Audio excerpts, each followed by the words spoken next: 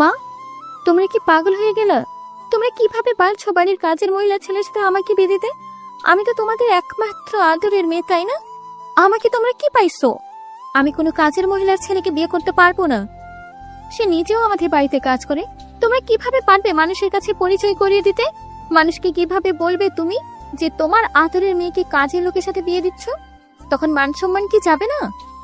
অরিতের কথা শুনে তার মা আমেনা বেগম চুপ হয়ে গেল। তিনি কি বলবে বুঝতে পারছেন না। তার মনে এক আকাশ বিশাল মন খারাপের বিরহ আর কষ্টের সুবিশাল কালো মেঘ জমেছে। সেই কালো মেঘ হতে চোখের কোণা দিয়ে কয়েক ফোঁটা জলও গড়িয়ে পড়েছে। তবুও তিনি নিরুপায়। দোষটা যে তাদের এমনটাও ভাবা যায় না। দোষ অরিত্রীরও আছে। অরিত্রী বিছানার উপর থেকে দামি বেনারসিটা ছুঁড়ে ফেলে দেয় ফ্লোরের উপরে। আমেনা বেগম তখনও চুপ। মেয়েটা কেঁদে কেঁদে চোখ দুটো লাল বর্ণ করে ফেলেছে, কিন্তু তবুও তার কথা শোনার জন্য কেউ নেই। আমেনা বেগম নিজেকে শক্ত করে শাড়িটার কাছে যায়, বিছানায় উঠিয়ে অরিত্রীর হাত ধরে। গম্ভীর গলাতে আমেনা বেগম বলল, রাগ দেখাচ্ছিস কেন? তোর মতো মেয়েকে সে ছাড়া আর কে বিয়ে করবে? তবুও তোর বিয়ের দিনেই সে বিয়ে করতে রাজি হয়েছে। অন্য কোনো ছেলে হলে কখনোই তোকে বিয়ে করতো না। তাই চুপচাপ তোর বাবা যে সিদ্ধান্ত নিয়েছে সেটা মেনে নিলে তোর জন্যই ভালো। দরকার হলে আমি মরে যাব, তবু আমি ওই ছোট লোক গরিব কাজের ছেলেকে কখনো বিয়ে করব না। চলে যাও রুম থেকে, আমার মরা মুখ দেখবা। যাও বলছি। সময় হয়ে গেছে। তোর বাবা আসার আগে আয় তোকে শাড়ি পরিয়ে সাজিয়ে দিই। মানুষজন কম আছে, বিয়েটা ঠিকঠাক ভাবে হতে হবে। মিডিয়ার লোক কিন্তু এখনো জানে না। সাব্বিরের পরিবারের লোক আসার আগে যা বলছি কর।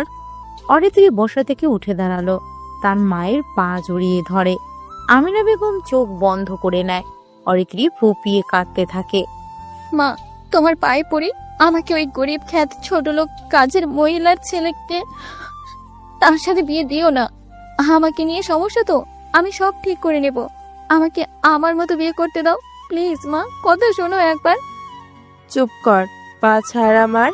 এমন একটা কাজ করেছিস তুই, এখন বলছিস তুই সব ঠিক করে নিবি? কি পাইছিস? হ্যাঁ, তোর যেমন নিজেকে খেলনা মনে হয়, আমাদেরকেও কি তোর খেলনা মনে হচ্ছে? যা করেছিস তুই, তার জন্য তোর বাবা এইটাই করছে। তোর সাপোর্ট করতাম সব কিছুতেই। তোর জন্য আমার কত কথা শুনতে হয়েছে জানিস? তোর বাবাকে সাব্বিরের বাড়ির লোকেরা কত কথা শোনালো। এরপরেও কি তুই বলছিস ঠিক করে নিবি? কেন করেছিস এমন? একবারও কি আমাদের কথা ভাবলি না? অরিত্রী চুপ হয়ে যায়। সে এখন বুঝে গিয়েছে কোনোভাবেই সে তার বাবার সিদ্ধান্ত বদলাতে পারবে না। আমিনা বেগম বসা থেকে উঠে দাঁড়ালো। এমন সময় অরিত্রীর ফোন বেজে ওঠে। স্ক্রিনে তাকিয়ে দেখে নিবিড় ফোন করেছে। অরিত্রী ফোনটা ধরতে যাবে, তার আগেই আমিনা বেগম ফোনটা হাতে নিয়ে রিসিভ করে। ফোনটা স্পিকারে দিতেই ওপাশ থেকে নিবিড় বলে, অরিত্রী, সবকিছু ঠিক আছে, আমি কিন্তু রেডি। এবার আমাদের বিয়ে কেউ আটকাতে পারবে না। আমি তোমাদের বাসায় আসছি। দেখো বাবা, অরিত্রীকে ভুলে যাও। তোমরা যা করেছো তাতে তোমরা কি ভেবেছো যে এক হতে পারবে? অরিত্রীর বাবাকে চিনো না, তিনি যেমন নরম তার থেকে বেশি জেদ। তোমাদের কয়েকদিনের ভালো লাগার কাজকে তিনি কখনোই মেনে নিবে না। জিদ করে অরিত্রীকে এখনই বিয়ে দিচ্ছে। দয়া করে এখানে এসে আর সিন ক্রিয়েট করবা না। আমি তোমাকে আগেও বলছি, অরিত্রীর বাবা কখনো সম্পর্ক মেনে নিবে না। নিজের জিদকে সবসময় তিনি এগিয়ে রাখে। তিনি চাইলে বড়লোক ঘরের সুদর্শন ছেলেকে অরিত্রীর বর বানাতে পারে, কিন্তু তার জিদ চেপেছে তোমাদের কাজের ওপর। তোমরা যা করেছো সেটার শাস্তি অরিত্রী পাচ্ছে। কাজের ছেলের সাথে তার বিয়ে হবে এখন, এটাই তার সিদ্ধান্ত, যেটা অরিত্রীর জন্য শাস্তি। ফোন রাখো। আমিনা বেগম ফোন কেটে দিয়ে বন্ধ করে দেয়। অরিত্রী ফোনটা নিতে চেয়েও পারে না। আমিনা বেগম ফোনটা নিজের কাছে রাখে। তারপর অরিত্রীর হাত ধরে তাকে দাঁড় করিয়ে শাড়ি পরানো শুরু করে। অরিত্রী আর কোনো কথা বলে না, চুপচাপ সে ফুপিয়ে কেঁদে চলেছে। অরিত্রী চোখ বন্ধ করে আর এ কদিনের সব ঘটনা সে কল্পনা করতে থাকে। নিবিড় হলো অরিত্রীর বয়ফ্রেন্ড। অরিত্রী হলো বাংলাদেশের একজন বড় বিজনেসম্যানের মেয়ে। অরিত্রীর বাবা মেহরাব সাহেব একজন টপ বিজনেসম্যান। অরিত্রীর পরিবারটা একান্নবর্তী পরিবার। তবে অরিত্রী তার মা বাবার একটা মাত্র সন্তান। বড্ড আদরে বড় হয়েছে সে। সোনা চামচ মুখে নিয়ে বড় হয়েছে বলা যায়। তার বাবার থেকে আমিনা বেগম তার মেয়েকে অনেক বেশি আদর করত। কিন্তু মেয়েটা যে বকে যাবে কে জানতো। দেখতে তো অরিত্রী সুন্দরী বটেই, সাথে রূপ, টাকা, ক্ষমতা নিয়ে বেশ অহংকারও আছে তার। মেহরাব সাহেব তার বিজনেস পার্টনার আকাশের ছেলে সাব্বিরের সাথে অরিত্রীর বিয়ে ঠিক করে। সবকিছু ঠিক ছিল, বিয়ে অরিত্রী করতে পারবে না সেটা তার মাকে বলেছিল, কিন্তু তার মা কিছুই করতে পারেনি। অরিত্রীর বাবাকে বলেছিল, মেয়ে তো সাব্বিরকে বিয়ে করতে চায় না, সে একজনকে ভালোবাসে। এসব ভালোবাসা বিয়ের আগে দুই একটা থাকে, সবকিছু ধরতে হয় না। আমার মেয়ের বিয়ে আমি আমার মতো করেই দেব। এসব নিয়ে আমি কোনো কথা শুনতে চাই না। হয় মেয়েকে বোঝাও, নয়তো আমাকে আরো কঠোর করতে হবে। সম্পর্কটা আমার জন্য খুবই প্রয়োজন। আর তাছাড়া সাব্বির ছেলেটা দেখতেও বেশ, আবার স্টাইলিশ। আকাশ সাহেবের সাথে আমি একটা প্রজেক্টে কাজ করছি। সেই প্রজেক্টে আকাশ একা নিতে চায়, যেটা আমি হতে দেব না। প্রজেক্ট আমার চাই, সাথে সেটা সঠিক কমপ্লিটেও লাগবে।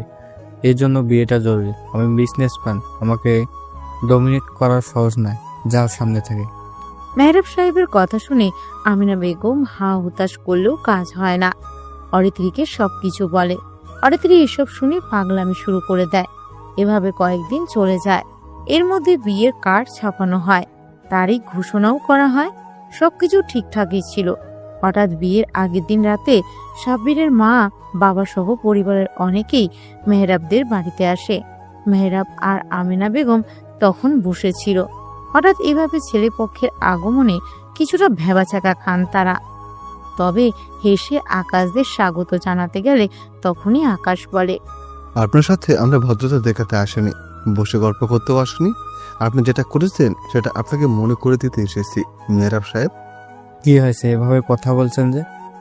আপনার সাথে এখনো ভদ্রতা রেখে কথা বলছি, এটাই তো অনেক। কি হয়েছে বলেন তো? এভাবে না বলে হুট করে আসলেন। আগামীকাল বিয়ে, আপনারা কিছু বললে বসে কথা বলি। আপনি আমাদের কি জোকার পেয়েছেন? আপনার মেয়ে যেমন অসভ্য, বেয়াদব আর বেশরম, আপনি তো কম যান না। আপনাদের উচিত রাস্তায় দাঁড় করিয়ে জুতার মালা পরিয়ে সবগুলোকে অর্ধনগ্ন করা। মুখ সামলে কথা বলুন। সম্পর্ক করতে যাচ্ছি, তার মনে এই নয় যে আপনাদের সব কথা শুনতে বাধ্য। সাবধানে কথা বলুন আপনারা। আপনারা সাবধানে কাজ করবেন। আমাদের কি এত লজ্জা শরম বলে কিছু আছে? আমার তো মনে হয় আপনাদের যদি বাইরে নগ্ন করেও রাখা হয় তবু সামান্য লজ্জা পাবেন না। বেরিয়ে যান আপনারা বাসা থেকে। আপনাদের সাথে আমার মেয়েকে বিয়ে দেব না। চলে যান এক্ষুনি। কে আসছে আপনাদের অমন বেয়াদব আর খারাপ মেয়েকে বিয়ে করতে আমাদের ছেলের সাথে? যদি আগে জানতাম আপনার মেয়ে এতটা খারাপ, তাহলে আমার ছেলেকে একটা বাজারের বেশ্যার সাথে বিয়ে দিতাম। ছি, বলতে লজ্জা করছে আমার। এখন কি নেকাশ আসছেন? হ্যাঁ, আপনারা কি যাতা বলছেন? কি করেছে আমার মেয়ে? আপনাদের সাথে অনেক ভদ্রতা দেখিয়েছি। বলেন কি হয়েছে? ও, আপনি বুঝি জানেন না? জানবেন কি করে? মেয়ের পেটে যে বাচ্চা আছে সেটা আপনারা জানেন না? আসলে আপনারা জেনে বুঝে আমাদের ছেলের গলায় আপনাদের খারাপ মেয়েকে ঝুলিয়ে দিচ্ছিলেন। 10 জায়গাতে সম্পর্ক করে কার না কার বাচ্চা পেটে নিয়ে সতী মেয়ে সাজিয়ে আমাদের বাড়িতে পাঠাতে চান। ছি, আল্লাহ বাঁচিয়েছে। এমন মেয়ে তো আমি গলা টিপে মারতাম। কি কি বলছেন এসব? আমার মেয়ে এসব করবে? দেখুন, আপনারা যা বলছেন আমরা তা জানি না। মিথ্যা অপবাদ দিবেন না। মিথ্যে বলছি? বিশ্বাস হচ্ছে না? হবে কি করে? একটা বাজারের মেয়ের থেকেও আপনার মেয়ে খারাপ, তাই কথা রাখি বিশ্বাস করছেন না। দেখুন আপনার মেয়েকে, সে ফোন করে আমাদেরকে নিজেই বলেছে। দেখি আপনার মুখ কোথায়। অরিত্রীর মা এখনই আর তোমার মেয়েকে দেখো। মেহরাবের কথা শুনে আমিনা বেগম দৌড়ে যায় মেয়েকে ডাকতে। অরিত্রীকে ডেকে নিয়ে আসে সবার সামনে। অরিত্রী মাথা নিচু করে দাঁড়ায়। মেহরাব সাহেব এগিয়ে আসে অরিত্রীর দিকে। অরিত্রীর দিকে তাকিয়ে জোর গলাতে জিজ্ঞেস করে, মা, আকাশ সাহেবেরা এসব কি বলছে? তুই নাকি তাদেরকে ফোন করে বলছিস তুই প্রেগনেন্ট, তোর সম্পর্ক আছে নাকি কোনো ছেলের সাথে, তার বাচ্চা কি তোর পেটে? অরিত্রী চুপ থাকে, কিচ্ছু বলে না সে। মাথা নিচু করে স্থির হয়ে দাঁড়িয়ে থাকে অরিত্রী। মেহরাব সাহেব আবার জানতে চায়, কি হলো, কথা বলছিস না কেন? ভয় নেই, আমাকে বল, সত্যটা বল। তুই যে এমন মেয়ে না, তাদেরকে বল। যা বলছিলি সেটা মজা করে, ওদের মুখের কথা বন্ধ করে দে মা। অরিত্রী তখনও চুপ থাকে। মেহরাব সাহেব ঘামতে শুরু করে শীতের মধ্যে। অসহ্য যন্ত্রণা হচ্ছে তার বুকে। নিজেকে সামলে নিয়ে চুপচাপ দাঁড়িয়ে থাকে। তখনই আকাশ সাহেব বলে, দেখছেন, মুখে কোনো কথা নেই। এই মেয়েকে নিয়ে আবার গর্ব করছেন? ছি, এমন মেয়ে আমার মেয়ে হলে কবে মেরে ফেলতাম। আমার তো মনে হয় সবটা আপনারা জানেন, এখন নাটক শুরু করছেন, তাই না? যেমন খারাপ মেয়ে তেমন খারাপ পরিবারও আপনারা। ওর সাথে তো কাজের ছেলেরও বিয়ে হবে না। কালকে বিয়ে, আপনারা এভাবে সবকিছু গোপন না রাখলেও পারতেন। চলো সবাই, এসব লোকদের সাথে আমরা সম্পর্ক করতে চাই না। আপনি বন্ধু বলে দেখে জানালাম না। প্রজেক্ট নিয়ে বেশি পেঁচাল, আপনার মেয়ের কীর্তি দেশের সামনে ফাঁস করে দেবো বলে দিলাম। কথাগুলো বলে সবাই চলে যায়। বাড়ি ভর্তি লোকজন। সবচাইতে বয়সে বড় কাজের মহিলা মাহিমা দাঁড়িয়ে আছে। সবার মাথা নিচু হয়ে গেছে। আমিনা বেগম এসে অরিত্রীর গালে কষে দুটো চর বসিয়ে দেয়। তারপর কেঁদে বলতে থাকে, তোর সম্পর্ক আছে সেটা জানিয়েছিলি, কিন্তু তুই যে এত বড় কাজটা করবি কখনো ভাবতেই পারিনি। মানুষ না জানিয়ে বিয়ে করে, আর তুই কিনা বিয়ের আগেই। ছি অরিত্রী, এসব বলতেও আমার মুখে বাজছে। বেশি আদর দিয়েছি বলে সেটার ফায়দা দাম এভাবে পূরণ করলি? নিজের মেয়ের এসব কথা অন্যদের থেকে শোনার আগে মরণ হলো না কেন? মা, আমার কথা চুপ কর। মেহরাব সাহেব বসা থেকে উঠে দাঁড়ায়। তারপর মাহিমার কাছে যায়। মাহিমার হাত ধরে তিনি কাঁপা কাঁপা হাতে বলে, বাবা, আমি যখন খুব ছোট তখন তুমি আমার থেকে মাত্র 2 বছরের বড়। তোমার মা আমাদের বাড়িতেই কাজ করছে, গ্রাম থেকে এসে। তুমি এখনো আমাদের এখানেই আসো অনেক বছর ধরে। আমার মেয়ে ভুল করেছে, আমি তোমার কাছে একটা জিনিস চাই, দিবে? ওর শাস্তি হবে এটাই। কি চাও ভাই বলো? পাপা, তোমার ছেলে আহনের সাথে আমার মেয়ের বিয়ে দিতে চাই। ওরা বলেছে কাজের ছেলের সাথেও বিয়ে হবে না। আমি দেখাতে চাই ওর এই কাজের ছেলের সাথে বিয়ে দেবো আমি। দয়া করে আমাকে ফিরিয়ে দিও না। ছি ভাই, কি বলো? আমার না থাকবে কেন? তোমরা যা ভালো মনে করে সেটাই হবে। আমার ছেলে কিছু বলবে না। মাহিমার কথা শুনে মেহরাব সাহেব এগিয়ে আসে আমিনার দিকে। আমিনাকে বলে, তোমার মেয়ে কি ভেবেছে? কারো না কার সাথে এসব করে বেরিয়েছে, ভাবছে বিয়ে ভাঙলে ওই ছেলের সাথে বিয়ে দিবে। কখনো না, ওর বিয়ে আমি আমার বাড়ির কাজের মহিলার ছেলের সাথে দেবো। সেও কাজ করে, তার সাথে আমি তোমার মেয়ের বিয়ে দেবো। এটা তার জন্য উপযুক্ত শাস্তি। বিয়ের জন্য সব রেডি করো, কালকেই বিয়ে দেবো। এটা আমার সিদ্ধান্ত। যদি এইটা সে না মানে, তার কপালে অনেক খারাপ আছে। তাকে বাড়ি থেকে বেরও করে দেবো আমরা, তাকে মরতেও দেবো না। কিন্তু কাজের ছেলের সাথে অত্রির বিয়ে হবে। মেহরাব সাহেব কথাগুলো বলে সেখান থেকে চলে যায়। অরিত্রী দৌড়ে নিজের রুমে আসে। সারা রাত কেঁদেছে অরিত্রী। আমিনা বেগম রাত থেকেই মেয়ের সাথে। বাড়িতে কারো কোনো ঘুম নেই। মেহরাব সাহেবও ঘুমাতে পারেনি। অরিত্রীকে শাড়ি পরাতে শুরু করে আমিনা বেগম। অরিত্রীর বয়ফ্রেন্ড নিবিড়কে সে ভালোবাসে অনেক।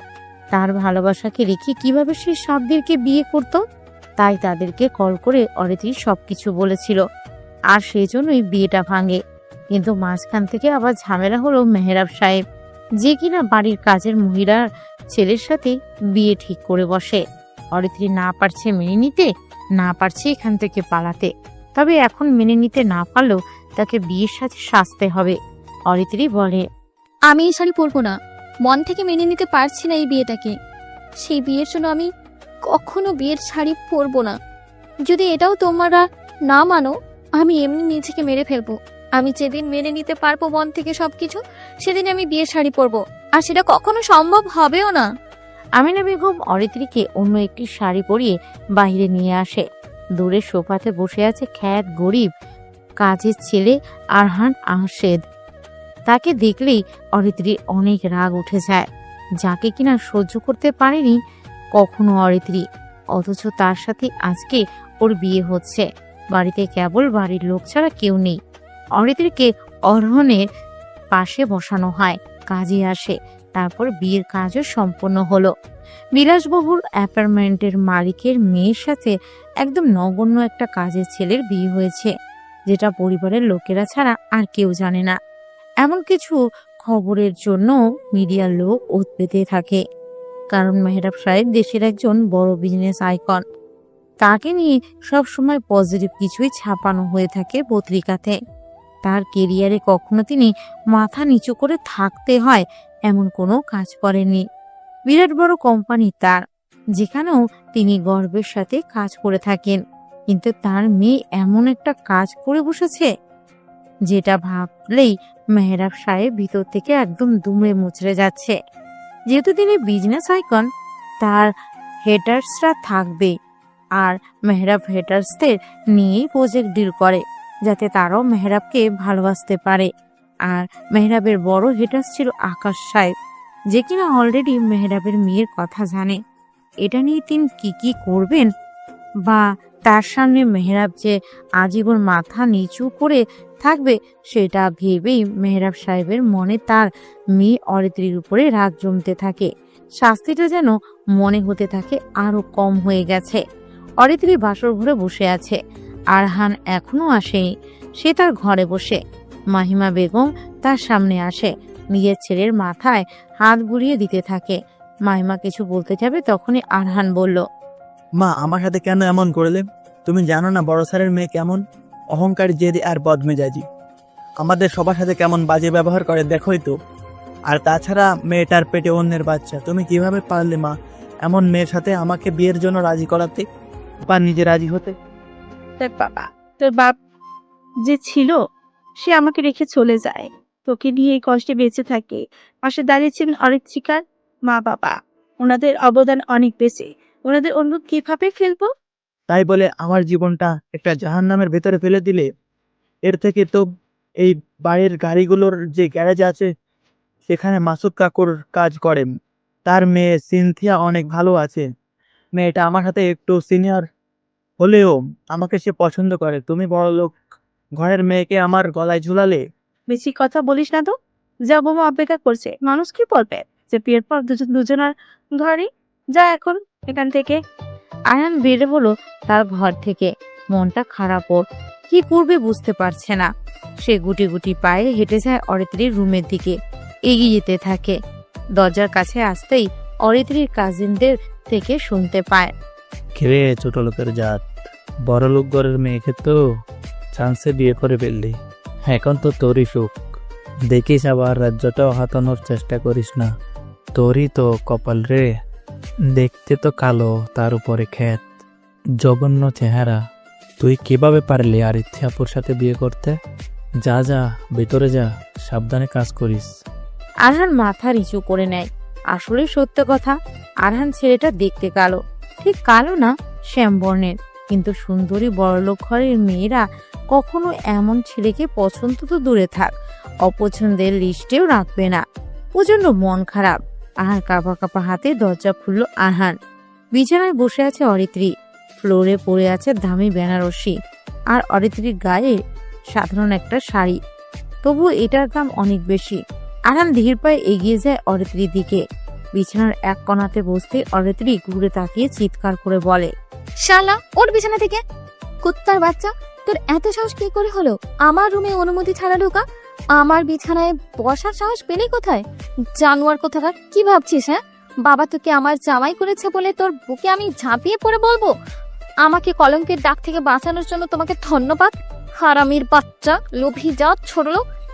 আমার জোতা মোছার যার যোগ্যতা নেই, সে আমার বর হয়েছে। নিজের দিকে দেখেছিস? আমাদের বাড়ির গ্যারেজের লোকদের চোখের মুখে যে মোবিলের কালি লেগে থাকে না, তোর চেহারাটা ঠিক অমন। দূরে যা আমার থেকে। আরহান দূরে সরে আসে।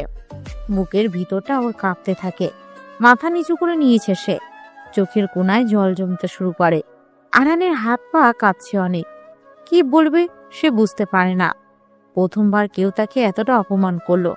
যদিও নিজের চেহারা শ্যামবর্ণ হওয়াতে সবসময় মেয়েদের থেকে দূরে থেকেছে, মাহিমা বেগম যত কষ্ট হোক ছেলেকে পড়াশোনা করিয়েছে। আরহান কখনো কারোর সাথে সেভাবে মেশেনি। আরহান অরিত্রির দিকে তাকালো। মেয়েটা দেখতে যথেষ্ট সুন্দরী, গায়ের রংটা দুধে আলতা, চেহারাতে কোনো খুঁত নেই। অরিত্রির রাগলেও যে সুন্দর লাগে সেটা কখনো আরহান খেয়াল করেনি। করবে কি করে? মালিকের মেয়ে সে, তার দিকে তাকানোর জন্য বিশেষ যোগ্যতার প্রয়োজন আছে। আরহান কখনো কল্পনাও করেনি অরিত্রি তার বউ হবে। কি দেখছিস? হ্যাঁ, আমার দিকে তাকাবি নাও তুই। তোর তাকানোতে আমার বমি আসে, নিজেকে অসুন্দর মনে হয়। নিচের দিকে তাকা, দেখ আমার দামি 50,000 টাকার শাড়ি পরে আছে।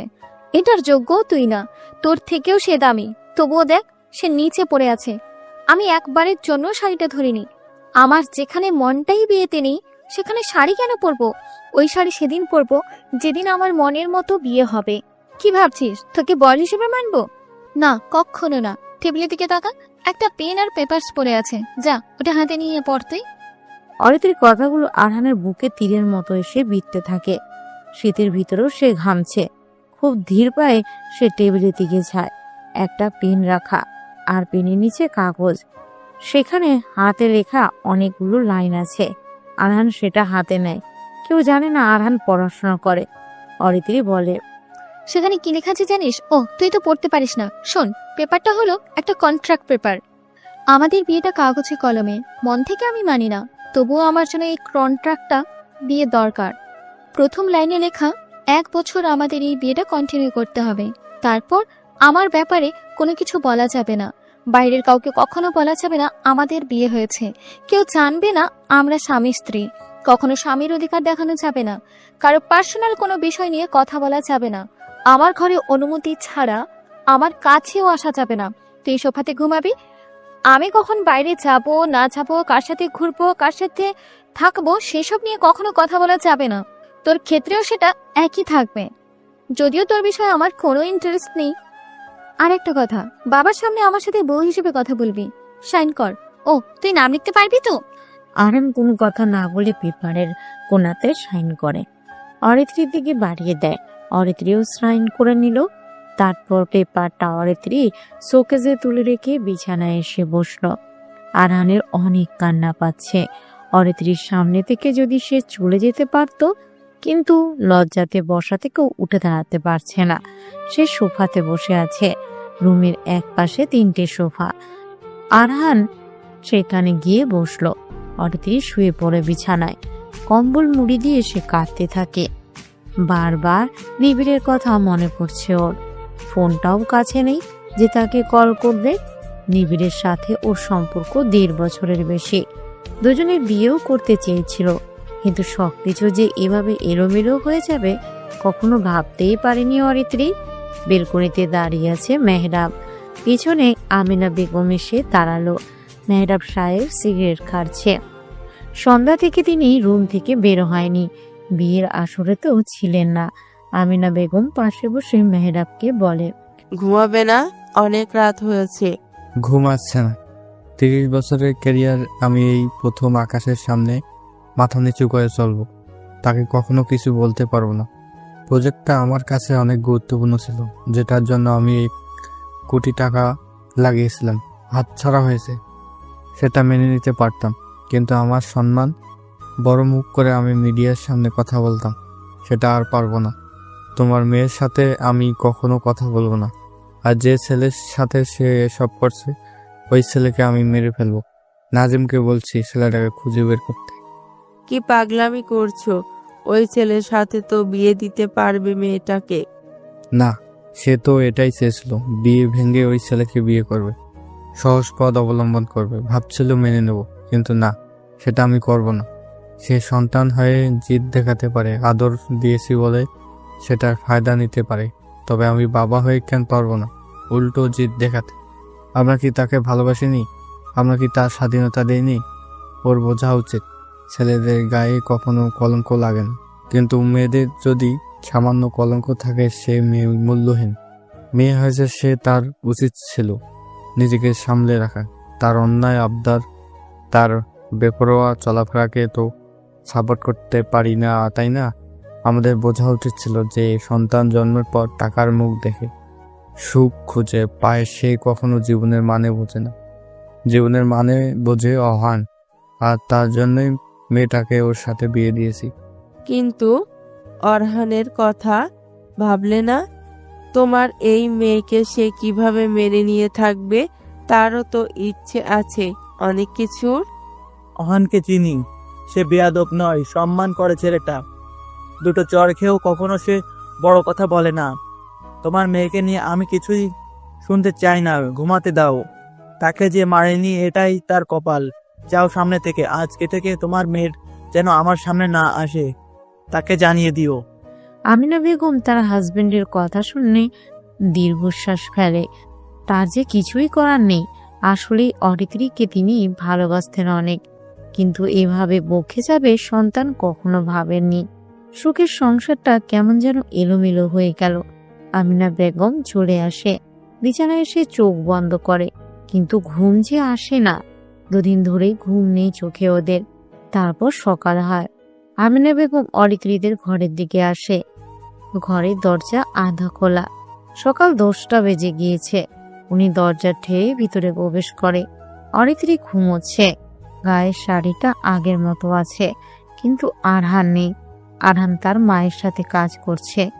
সে এবারের কাজের ছেলে। তার মাকে সে হেল্প করে টুকটাক। থাকা খাওয়া ফ্রি। মা ছেলে মিলে মাসে 20,000 টাকা বেতন পায়। তাতে আরহানের পড়াশোনার খরচ চলে যায়। আমিনা বেগম টেবিলে অরিত্রীর ফোনটা রাখে।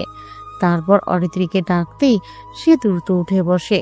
ঘুমের ঘোর কাটতে সে দেখতে পায় ওর মা দাঁড়িয়ে আছে। অরিত্রী বলে, আমি বের হব। আমার ফোন কোথায়? নীরবকে কল দিব। দেখ অরিত্রী, তোর বিয়ে হয়েছে, ভুলেও আর কোনো উল্টাপাল্টা কাজ করবি না। আমি এ বিয়ে মানি না। যাও রুম থেকে। আমিনা বেগম চলে যায় রুম থেকে। অরিত্রীর ফোন অন করে, নিবিড়কে কল দেয়। কয়েকবার বাজার পর নিবিড় ফোন রিসিভ করলো। অরিত্রী কাঁদতে থাকে। নীরব, কেমন আছো?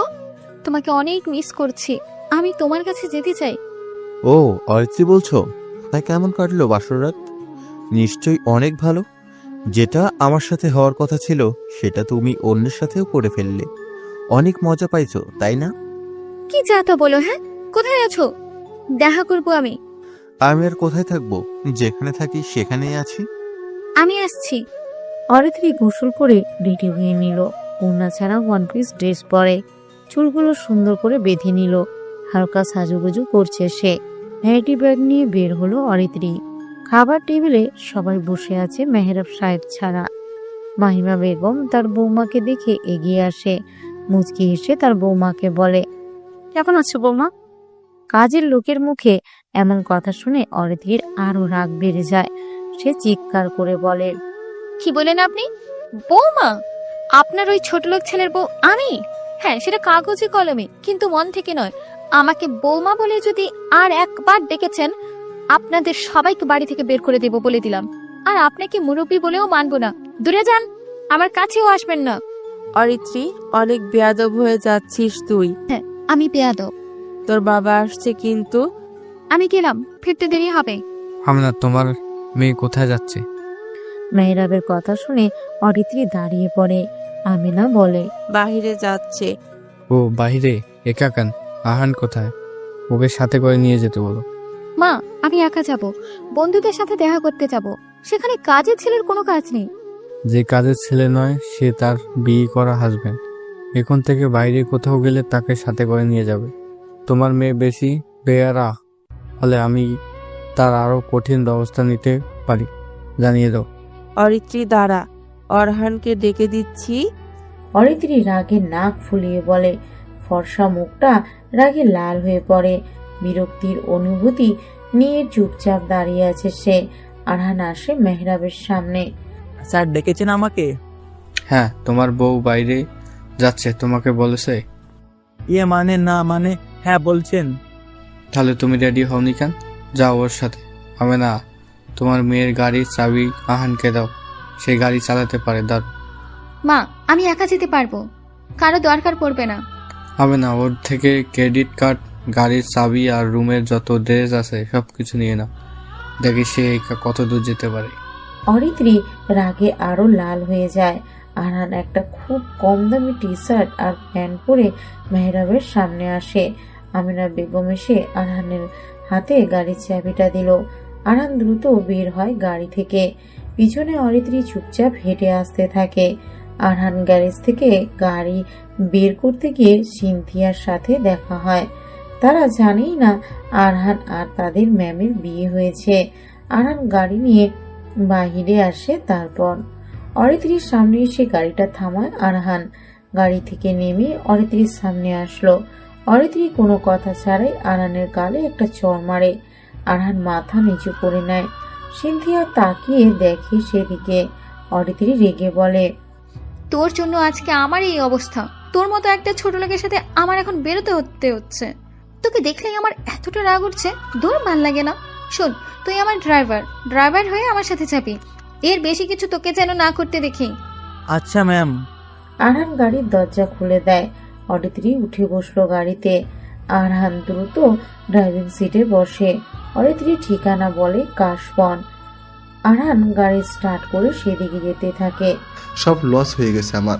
মেহরাবের সাথে যদি আমার পরিবারের সম্পর্ক তৈরি হতো তাহলে আজকে আমি হতাম ইন্টারন্যাশনালি বিজনেস আইকনের একজন। এসকে গ্রুপের সাথে একা টক্কর দিতে পারতাম। আকাশের কথা শুনে তার কোম্পানির সবাই চুপ হয়ে গেছে। আকাশ হলো মেহরাবের পরে একজন বিজনেসম্যান।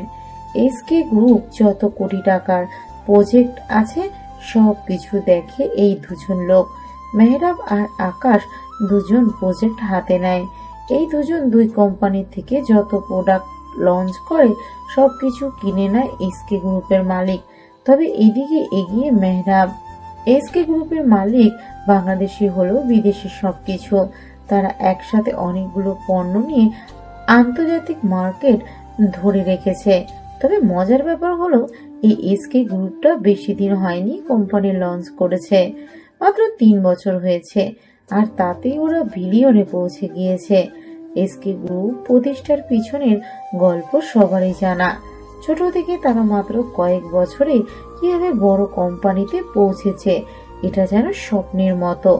বিজনেস মাইন্ড বেশ দক্ষ এই গ্রুপের মালিকের, কিন্তু এখনো তিনি দেশে আসেনি। তার ম্যানেজার সবকিছু হ্যান্ডেল করে। এই প্রজেক্টটা ঠিকঠাক হলে তবে সেই মালিক দেশে আসবে, কোম্পানির উপরে ইনভেস্ট করবে সরাসরি। কিন্তু মেহরাব এই প্রজেক্ট হাতছাড়া করলো। কি করবে বুঝতে পারছে না মেহরাব। ওদিকে আকাশ প্রজেক্টটা পেয়েও ঠিক সুবিধা করতে পারছে না, কারণ মেহরাব সাহেবের যে প্ল্যানিং ছিল তাতে ওদের কোটি টাকা আসতো, কিন্তু এখন সেটা আর সম্ভব নয়। আকাশ বলে, আমাদের এখন একাই প্রজেক্টটা কমপ্লিট করতে হবে। সবাই কাজ করো। মেহরাবকে তো আমি দেখে নেব, তাকে আমি সবসময় আমার নিচে রাখবো এখন। আকাশ কথাটা বলে বের হয়। ঠিক তখনই কতগুলো মিডিয়ার লোক আকাশের সামনে এসে দাঁড়ায়। আরিফ নামের একজন সাংবাদিক প্রশ্ন করে, স্যার আপনার ছেলের সাথে এআই গ্রুপের মালিক মেহরাবের মেয়ের সাথে বিয়ে হওয়ার কথা ছিল গতকাল, আপনারা কেন জাননি? এই বিয়ে নিয়ে কোনো কথা বলেননি? আপনারা কি বিয়ে করতে চাননি? দেখুন, এটা পারিবারিক বিষয়, তাই এটা নিয়ে কথা বলতে ইচ্ছে নেই। তবে পারিবারিক কিছু সমস্যার কারণে বিষয়টা এখন আর এগিয়ে নিচ্ছে না। কেমন সমস্যা? ছেলের বা মেয়ের কোনো অ্যাফেয়ার আছে, নাকি বিজনেস ইস্যু নিয়ে সম্বন্ধ বন্ধ করে দিলেন? কিছুটা বিজনেস বিষয়, আশা করি এটা নিয়ে আর কোনো প্রশ্ন নাই। স্যার আকাশ আর দাঁড়ালো না, সেখান থেকে দ্রুত চলে আসলো। মেহরাব সাহেব টিভিতে এসবের নিউজ দেখছিলেন। মেহরাবের অ্যাসিস্ট্যান্ট নীরা বলে, স্যার আকাশ তো কিছুই প্রকাশ করলো না। জানি। কেন করেনি? কেন স্যার? কারণ সে চেয়েছে আমি যেন সবসময় তার সামনে মাথা নিচু করে থাকি, এই জন্য সে কাউকে কিছু বলবে না। আমাদের প্রজেক্টের কি হবে? দেখি। হঠাৎ মেহরাবের ফোনে একটি কল আসে। এসকে কোম্পানির ম্যানেজার ফাইম কল দিয়েছে। তাড়াতাড়ি মেহরাব কলটা রিসিভ করে। Hello sir. আমাদের বস চাচ্ছিল দেশে আসবে, আপনার সাথে বিজনেসের ডিল করবে। আপনার আগামী 5 বছরের যত প্রজেক্ট আছে সবগুলো আমার বস নিতে চাচ্ছে। আপনাদের কোম্পানির তৈরি পোশাক বেশ উন্নত আর কোয়ালিটিফুল। আপনাদের আগে যে দাম দিয়ে কেনা হতো তার থেকে আরও 10% মূল্য বাড়িয়ে কিনতে চাইছে বস। আপনাকে জানিয়ে রাখলাম। রিয়েলি স্যার, আমি তো বিশ্বাসই করতে পারছি না, কবে আসবে তিনি? আপনাকে জানাবো, রাখি এখন। ফাহিম কল কেটে দেয়। ফাহিমের পাশেই ছিল তার বস বসে। এসকে কোম্পানির মালিক শুভ্র বিজনেস ছাড়া কিছুই বোঝে না। অল্প বয়সে এই জায়গাতে এসেছে সে। এর পিছনে হাড় ভাঙা পরিশ্রমও করতে হয়েছে তার। প্রথমে বড় কোম্পানি থেকে পণ্য কিনে দেশের ভিতরে বিক্রি করত, কিন্তু সেটা প্রসারিত হয়ে এখন বিদেশেও বিক্রি করে থাকে শুভ্রের এসকে কোম্পানি। এসকে কোম্পানি দেশের থেকে পণ্য কিনে আন্তর্জাতিক মার্কেটে আবার কোনো কোম্পানির কাছে বিক্রি করে দেয়। এভাবে এসকে কোম্পানিটা এখন বিশ্বের কাছে বিশেষ পরিচিত। অরিত্রী আসলো কাশবনে। গাড়ি থামায় আরহান। অরিত্রী গাড়ি থেকে নেমে পাশেই বেঞ্চের দিকে এগিয়ে যায়। সেখানে নীরব বসে আছে। আরহান গাড়ির সামনে দাঁড়িয়ে আছে। অরিত্রী গিয়ে সোজা নীরবকে জড়িয়ে ধরে। আরহান চুপচাপ দাঁড়িয়ে সেদিকে তাকিয়ে থাকে। অরিত্রীকে সরিয়ে দেয় নিবিড়। অরিত্রীর সামনে দাঁড়ালো। নীরব, শোনো, তোমার সাথে আমার অনেক কথা আছে। আমার বিয়ে হয়েছে কালকে, কিন্তু আমি এই বিয়ে মানি না। বাড়িতে এই ঝামেলা শেষ হতে বছর খানিক তো লাগবেই। এর মধ্যেই আমি অরহানকে ডিভোর্স দিয়ে দিব। ওর সাথে আমার কন্ট্রাক্ট হয়েছে। আমি শুধু তোমাকে ভালোবাসি, অনেক বেশি ভালোবাসি। নিবিড় বসা থেকে উঠে দাঁড়ায়। অরিত্রীর দিকে তাকিয়ে মুচকি হাসে। অরিত্রীও হাসে, কিন্তু অরিত্রীর হাসিটা বেশিক্ষণ স্থায়ী থাকেনি। নিবিড় যা বলল তা শোনার জন্য অরিত্রী একদমই প্রস্তুত ছিল না। নিবিড় বলল, কেমন মজা হলো বাসরাত? মানে কেন, আদর সুখ পেলে? কি বলতে চাচ্ছ? বোকা নাকি তুমি? কেমন সুখ দিল তোমার ছোট লোক কাজের ছেলে বর? অনেক আদর ছিল, অনেক আদর দিয়েছে, তাই না? বেশ সুন্দর একটি রাত কাটিয়েছ তার সাথে। আমাকে তো কখনো গায়ে টাচ পর্যন্ত করতে দিতে না। ভালোবাসে কিসের, হ্যাঁ? যে ভালোবাসাতে একে অপরকে চুমু দিতে পারবো না, তোমাকে বিশেষ জায়গাতে টাচ করতে পারবো না, সেটা কখনো ভালোবাসা হয়? কি বলছো তুমি? বোকা সাজার দরকার নেই। ভালোবাসা ছিল না আমার প্রতি। সত্যি বলতে, তোমার বাবার বড় লোক, তুমি 2 হাত ভরে খরচ করতা আমার জন্য। সেটার জন্যই মূলত তোমার কাছে আসা, তোমাকে ভালোবাসার নাটক করা। এখন তুমি বিবাহিত, তোমার শরীরে অন্য কারো ছোঁয়া। তুমি এখন ব্যবহৃত মেয়ে। তোমাকে এখন গ্রহণ করাটা আমার ইচ্ছে নেই।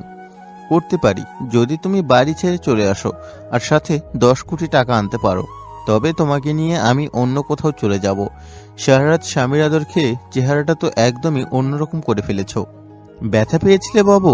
অনেক মজা, তাই না? এরকম অনেকবার করেছি, মানে সবগুলো এক্সের সাথেই আমার শোয়া শেষ। শুধু তুমি বাকি ছেলে। অনেক চেষ্টা করেও তোমাকে বিছানায় নিতে পারিনি, কিন্তু তুমি একটা সেই রকমের জিনিস, তোমার শরীর যে পাবে সে একেবারেও ছাড়বে না। শালা কাজের ছেলেটার কপাল, তোমার মতো এমন একটা মাল পেয়েছে। উফ, পাগল হয়ে যায়নি তো সে? দেখি কোথায় কোথায় কামড় দিয়েছে। অরিত্রীর চোখ দিয়ে অশ্রু গড়িয়ে পড়ছে। নিজেকে আর ধরে রাখতে পারে না। গায়ে যত শক্তি ছিল সবকিছু দিয়ে নিবিড়ের গালে একটা চর মারে অরিত্রী। নিবিড় চর খেয়ে চোখে যেন তারা দেখতে পায়। অরিত্রী চিৎকার করে বলে, হারামি জানোয়ার, তোর কথা মতো আমি নিজেকে কলঙ্কিত করেছি। সাব্বিরদের পরিবারের কাছে কল করে আমি মিথ্যে কথা বলেছি যে তোর বাচ্চা আমার পেটে, যাতে করে আমার বিয়েটা ভাঙে আর তোর কাছে যেতে পারি। তোর সাথে একসাথে সারা জীবন থাকতে চেয়েছিলাম। তোর কথা শুনে নিজেকে খারাপ বানিয়েছি পরিবারের কাছে। তোর জন্য আমি মিথ্যে বলেছি। সবকিছু রেডি ছিল রে। আমার নামে যত টাকা ছিল সেটা তোর 10 কোটির থেকেও বেশি। ভাগ্যিস আমার বিয়ে হয়েছে, নাহলে তোর মতো শয়তানকে আমি চিনতে পারতাম না। আর শোন, অরহানকে আমি তোর জন্যই কাছে আসতে দিইনি। সবকিছু তোর জন্যই ছিল, কিন্তু তোর চিন্তা ভাবনা এতটা নিজ, এতটা জঘন্য আমি কখনো কল্পনাও করিনি। আমার চেহারার হাল দেখে মন্তব্য করলি না? এটা কেন হয়েছে জানিস? তোর জন্য কাঁদতে কাঁদতে। ছোট লোক কোথাকার। আজকের পর থেকে তোকে আমি আমার সামনে কখনো যেন না দেখি। আমার দেওয়া শার্ট, টি শার্ট, আইফোন সব ফেরত দিবি, নাহলে তোকে আমি এক্ষুনি পুলিশে দেবো আমার উপর নির্যাতনের জন্য। এক্ষুনি ফেরত দে জানোয়ার। অরিত্রীর কথা শুনে নিবিড় অরিত্রীর পা জড়িয়ে ধরে। অরিত্রীর পা জড়িয়ে ধরে নিবিড় বলে, সরি জান, আমাকে মাফ করে দাও। আমি বুঝতে পারিনি তুমি এত ভালোবাসো আমাকে। আমার ভুল হয়ে গেছে। সরকুত্তার বাচ্চা, একদম ধরবি না, নাহলে তোকে আমি জুতা দিয়ে মারবো। প্লিজ এভাবে যেও না অরিত্রী, আমাকে মাফ করে দাও। অরিত্রী পা থেকে জুতো খোলে, তারপর নিবিড়ের গায়ে জোরে জোরে মারতে শুরু করে। অরিত্রী জুতা ফেলে দিয়ে বলে, তোরে গিফট দিলাম, ওই জুতাও আমি পরবো না। তোকে সবকিছু দান করে দিলাম, শালা হারামি। অরিত্রী কথাগুলো বলে সোজা চলে আসে গাড়ির কাছে। সে কাঁদছে। আরহান দ্রুত গাড়ির দরজা খুলে দেয়। অরিত্রী গাড়িতে উঠে বসলো। নিবিড় আর অরিত্রীর সম্পর্ক 1.5 বছর।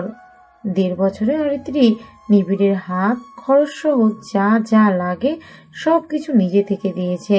কিন্তু হঠাৎ করে মেহরাব সাহেব আকাশের ছেলের সাথে অরিত্রীর বিয়ে ঠিক করে। অরিত্রী বাসাতে মানাতে পারেনি বলেই নিবিড়কে সবকিছু জানায়। তখন নিবিড় জানিয়েছিল ওই পরিবারে কল করে অরিত্রী যেন বলে তার পেটে নিবিড়ের বাচ্চা। অরিত্রী কোনো কিছু না ভেবে, পরিবারের মান সম্মানের কথা না ভেবেই নিবিড়ের কথা মতো কাজটা করে।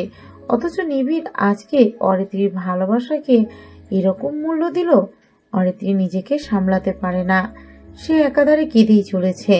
আরহান গাড়ি ঘুরিয়ে অরিত্রীকে বলে, ম্যাম এখন কোথায় যাব? জাহান্নামে। আমি মরতে চাই, তোর যেদিকে মন চাই নিয়ে যা, আমি যেন মরতে পারি সেখানে সহজেই। আচ্ছা ম্যাম। আরহান গাড়ি চালাতে থাকে। 30 মিনিট পর আরহান একটা জায়গায় এসে গাড়ি থামায়। আরহান গাড়ি থেকে নামে। অরিত্রীকেও নামতে বলে। অরিত্রী নেমেই অবাক। ঢাকার ভিতরে এত সুন্দর জায়গা কখনো অরিত্রী দেখেনি। একটা বিরাট বড় ফুলের মাঠ, অনেক মানুষই আছে, তবে পরিবেশটা অত শোরগোলপূর্ণ নয়। ফুলের বাগানের চারপাশে লেখা ফুল ছেঁড়া সম্পূর্ণ নিষেধ। জমির কোনায় খুঁটিতে সিসি ক্যামেরা লাগানো। একটা বেঞ্চে গিয়ে বসলো আরহান। পিছনে একটি পুকুর। পুকুরটা যে পদ্মপুকুর নামে পরিচিত সেটা আর বলা লাগে না। অরিত্রীর কয়েক মিনিটেই মন ভালো হয়ে যায়। সে এসে আরহানের বেঞ্চে বসলো। আরহান উঠে দাঁড়ায়। অরিত্রী চুপচাপ বসে সামনের ফুল বাগানের দৃশ্য দেখছে। আরহান দূরে এসে তার বাটন ফোনটা বের করে ছাড়তে থাকে। আকাশ আর সাব্বির বসে আছে। আকাশ বেশ চিন্তিত, কারণ মেহরাবকে কিভাবে অপমান করা যায়। সামনে বিজনেসম্যানদের অ্যাওয়ার্ড শো আছে। যে যত বেশি প্রফিট আয় করে সেই অনুসারে প্রতি বছরে তাকে একটি করে অ্যাওয়ার্ড দেওয়া হয়। বাবা, এখন কি হবে? আমাদের মিডিয়াকে জানানো উচিত যে মেহরাবের মেয়ের সাথে আমার কেন বিয়ে হয়নি। এখন নয়, প্রজেক্টের কাজ সে পাবে না। প্রথমে এখান থেকে লস খাবে। এবার এয়ার শোতে উইনার আমি হব, তারপর ওর পর্দা ফাঁস করব। তাকে ক্ষতি করতে হবে, না হলে সে কখনো নিচে নামতে পারবে না, আর আমরা কখনো উপরে উঠতে পারবো না। এসকে গ্রুপ কোনো কাজের জন্য 1 নাম্বার কোম্পানিকে হায়ার করবে। আমাদের জন্য অফার কম, আমরা প্রফিট আয় করতে পারি না এখানে। ঠিক বলেছিস। ওর মার্কেট ভ্যালুতে ধস নেমে দিতে হবে। একটা মিটিং করতে হবে আমাদের ইনভেস্টরদের দিনে। তবে পণ্যের দাম কিছুটা কমিয়ে দিতে হবে। বাবা, এতে তো আমরা লস করব। না, লস হবে না। পণ্যের দাম কমিয়ে বাজারে ছাড়বো, তারপর মেহরাবের কোম্পানি ডাউন খাবে। একই পণ্য কম দামে আমরা বিক্রি করব। বেশি বিক্রি বেশি লাভ। মাল পড়ে থাকার চেয়ে অল্প দামে বিক্রি করাটাও একটা কাজ। তবে সেটার সময় ও সুযোগ বুঝে পণ্যের দাম যখন হু হু করে বাড়তে শুরু করবে তখনই আমরা কমিয়ে দেব। এটাকে বলে মার্কেট ধরে রাখা। ঠিক আছে বাবা, সেটাই হবে। ওরা ওদের মতো কথা বলতে থাকে। এদিকে এসকে কোম্পানির মালিককে স্বাগত জানানোর জন্য মেহরাব এখন থেকেই বড় রকমের প্ল্যানিং করতে শুরু করেছে। অরিত্রী অনেকটা সময় এখানে বসে থেকে গাড়ির কাছে আসে। আরহানকে সে শুধু বাটন ফোনটাই চাপতে দেখেছে। গাড়িতে উঠে বসলো অরিত্রী। আরহান গাড়ি চালাতে যাবে, তখনই অরিত্রী বলল, আজকে যা হয়েছে সেটা যেন কেউ না জানে। আমি চাই না পরিবার এসব জানুক। ভাবিস না, সুন্দর জায়গাতে এনেছিস বলে তোকে আমি পছন্দ করতে শুরু করেছি। তোর মতো একটা ছেলেকে আমার গাড়ির ড্রাইভারের যোগ্য না, কিন্তু বাবা এটাই করেছে। আমাকে কেউ বোঝেই না। কখনো আমি আপনার যোগ্য হতে পারবো না, তাই চিন্তা করবেন না। আমি কখনো আপনাকে নিয়ে কিছু ভাববো না। ওরা বাড়িতে চলে গেল। অরিত্রীর সব কাজিনেরা বসে আছে। এর ভিতরে অরিত্রীর দূর সম্পর্কে চাচার ছেলেও আছে। ওর নাম ধূসর। ধূসর ছেলেটা অরিত্রীকে পছন্দ করে। অরিত্রী এখন ভিতরে আসে, তখনই ধূসর বলে, কোথায় গিয়েছিলে তুমি? আমাকে বলনি কেন? কার সাথে গিয়েছিলে? সেটা তোমার না জানলেও চলবে। শুনলাম তোমার নাকি বিয়ে হয়েছে। কার সাথে? কাজের ছেলের সাথে? হা হা হা হা, খুব তো গর্ব করেছিলে তোমার জন্য রাজপুত্র আসবে। এই তোমার রাজকুমার, কাজের ছেলে তোমার রাজকুমার। ধূসর, আমার সামনে থেকে যা, আমি কথা বলতে ইচ্ছুক নই। আরে বস বস, ওই কামলা, আমাদের সবার জন্য চা করে নিয়ে আয়। ধূসর আরহানকে কথাটা বলল। আরহান কিছু না বলে রান্নাঘরে চলে যায়। অরিত্রী সবার সাথে বসে আছে।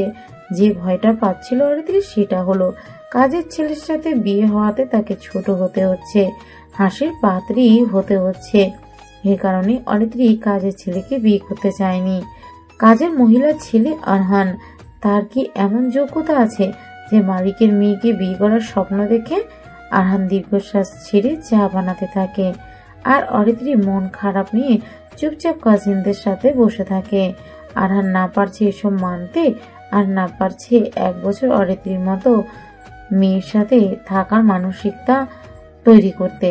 অরিত্রীও যেন একই ভাবনাতে বিভোর। এর থেকে যেন মরণটাই ভালো ছিল।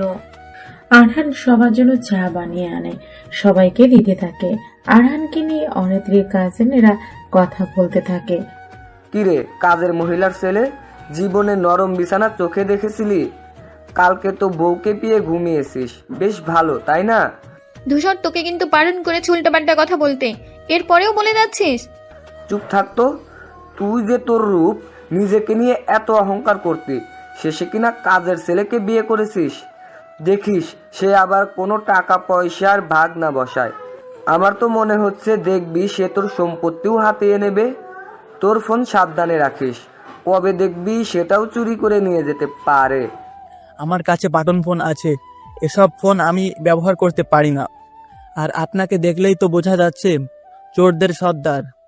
কি বললি? অরিত্রী হেসে দেয়। ধূসরকে অপমানিত হতে দেখলে তার অনেক ভালো লাগে। আরহান ধূসরকে চা দিতে আসে। ধূসর ইচ্ছে করে আরহানের হাতে ধাক্কা দেয়। আরহানের হাত থেকে গরম চা পড়ে ধূসরের পায়ের উপরে লাগে।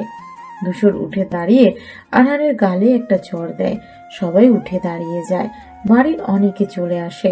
সবাই দেখতে থাকে, আরহানকে গালি দিয়ে বলতে থাকে, মাদার, তোকে আমি মেরে ফেলবো। তুই কাজ করাতে পারিস না, তাহলে কাজ করিস কেন? তোর মতো ছেলে আবার আমাদের অরিত্রীর বর হয়েছে। শালা, নিজের দিকে তাকিয়েছিস কখনো? দেখেছিস আয়নাতে? কিভাবে পারলো আঙ্কেল তোর মতো একটা ছোট লোক জাতের সাথে অরিত্রীর বিয়ে দিতে? ধূসর, অরহানের জামা ছেড়ে দে। চাচিমা, তোমরা কেন এমন করলে? চুপ কর, যা হবার হয়ে গেছে। এখন এসব নিয়ে আর কোনো কথা নয়। এমন করলে একটা কেউ কিন্তু বাড়িতে ঢুকতে দিব না বলে দিলাম। শালা হারামি, তোকে আমি পরে দেখবো। ধূসর কথাটা বলে সেখান থেকে চলে যায়। আরহান ভিতর থেকে বাহিরে আসে। প্রচন্ড মন খারাপ ওর, গায়ে হাতের ছাপ পড়ে গেছে। মাহিমা দূরে দাঁড়িয়ে ছেলের কষ্টগুলো দেখতে থাকে। এখন বুঝতে পারছে তার রাজি হওয়াটা ঠিক হয়নি। সে হয়তো ভেবেছিল যেমন ছিল তেমনি থাকবে, কিন্তু কিছুই এমন হয়নি। বরং তার সিদ্ধান্তের জন্য ছেলেটা কষ্ট পাচ্ছে। ছেলের সামনে যেতে লজ্জাবোধ হচ্ছে মাহিমার। নীরবে কেঁদে তিনি ভিতরে চলে যায়। অরিত্রীর আরো মন খারাপ হয়। কাঁদতে থাকে সে রুমে এসে। বন্ধুদের সাথে কয়েকদিন ধরে কথা বলেনি। তারা একের পর এক কল করে গেছে, কিন্তু অরিত্রী রিসিভ করেনি। কল ধরলেই একই কথা, বিয়ের অনুষ্ঠানে কেন তারা যেতে পারেনি, কেন বন্ধ করা হয়েছে, কি বলবে অরিত্রী? নিবিড়ের কথাও জানতে চাইবে ওরা।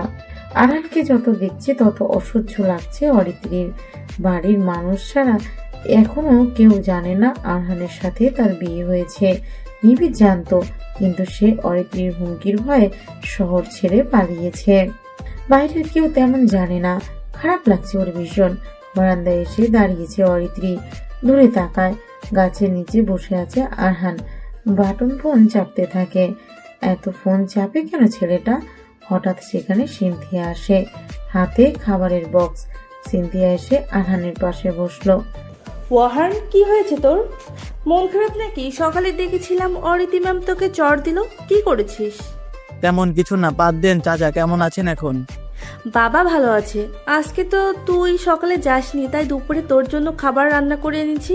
তুই তো একবার হলেও আমার হাতে রান্না খাস। আচ্ছা সিনথিয়া, তুমি তো দেখতে সুন্দর, তোর গায়ের রংটাও তো অনেক ফর্সা। আমি যে এত কালো, এত খারাপ দেখতে, চেহারাটাও ভালো নয়, আমার সাথে মিশতে তোর ঘেন্না লাগে না? কি বলছিস? ঘেন্না লাগবে কেন? আর কে বলেছে তুই কালো?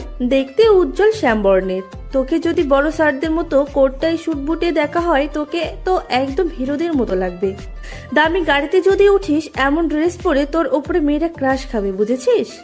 পাগল, এসব ড্রেসের কত দাম জানিস? কম পক্ষে 20-30 হাজার টাকা লাগবে পুরো সেট, তবুও হবে না। আর তাছাড়া এসব ড্রেস পরে আমি কি করব বল? আমি দেখতে খারাপই। তোর হাতের সাথে যদি হাত রেখে ছবি তুলি তাহলে কেমন দেখাবে জানিস? কেমন দেখাবে? দেখাবে সাদা কাগজের কালো রং করাম। রান্নার পর হাড়ের পিছনে যে কালো কালের জমে না, আমারটাও এমন লাগবে। কি পাগল, এইসব কি বলছিস? শোন, এভাবে বলবি না। সত্যি বলছি, তুই অনেক সুন্দর। শুধু নিজেকে অগোছালো করে রাখিস। পড়াশোনা করলি, একটা চাকরি নিতে পারিস। খালাম্মাকে এখান থেকে নিয়ে যা, একসাথে থাকবি। তা না করে এখানে পড়ে আছিস। কি করব বল, মা এখন থেকে যেতে চায় না। বড় স্যার ভালো বলে তিনি এখানে অন্যদের অপমান সহ্য করে থাকে। মাকে রেখেও তো যেতে পারি না। আর আমি তো চাকরি করতে চেয়েছিলাম, অনেক টাকা ঘুষ দিতে হবে, এজন্য এখানে আছি। আমার বাবাও বড় ছাড়ের জন্য এই বাড়িতে গাড়ির কাজ করে থাকে। তোর তো ছেলেরা দেখতে আসে, তুই রাজি হোস না কেন? বিয়ের বয়স তো হয়ে যাচ্ছে, বিয়ে না করলে বুড়ি হবি নাকি? চুপ থাক, এই নে খাবার খা। সিনথিয়া আরহানের দিকে প্লেট বাড়িয়ে দেয়। আরহান হাত ধুয়ে খাবারে হাত দিতে আহ করে উঠে।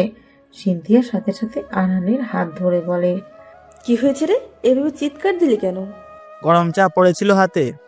আচ্ছা, তোর খেতে হবে না, আমি তোকে খাইয়ে দিচ্ছি। হাত সরা, জ্বলবে।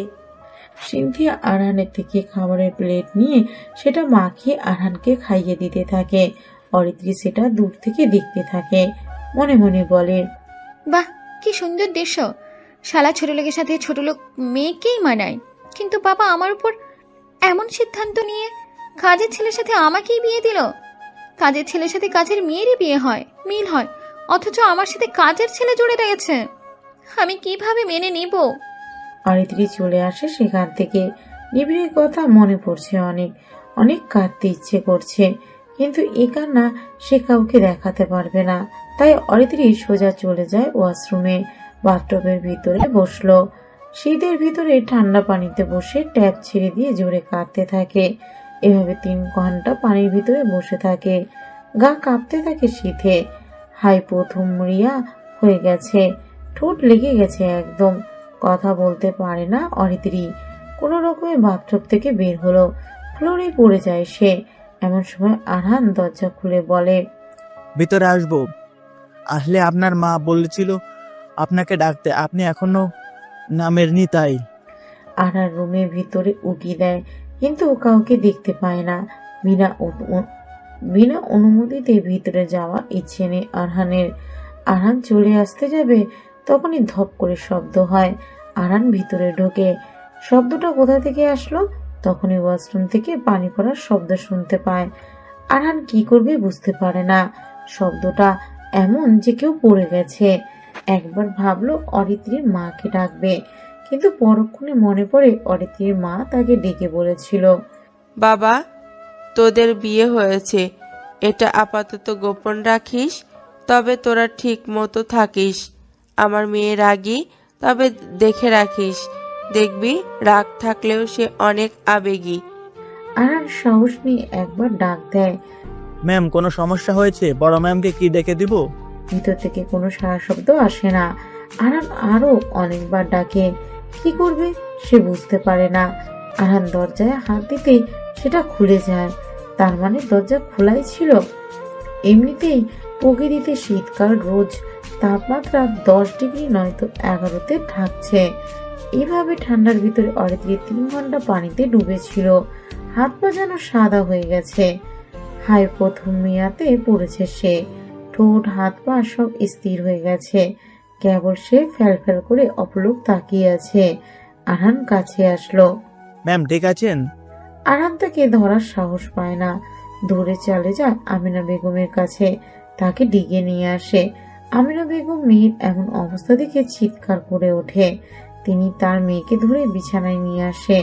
আরহান বলে, আমি বাইরে আসছি, আপনি সবকিছু চেঞ্জ করে কিছু লাগলে আমাকে ডাকবেন। তিথুর হাজবেন্ড, তুই চেঞ্জ কর। না ম্যাম। আরহান চলে যায় বাহিরে। আমিনা বেগম সবকিছু চেঞ্জ করে আরহানকে ডাক দেয়। আরহান এসে বলে, ওনার জন্য ল্যাপ কম্বল যা আছে সব বের করি।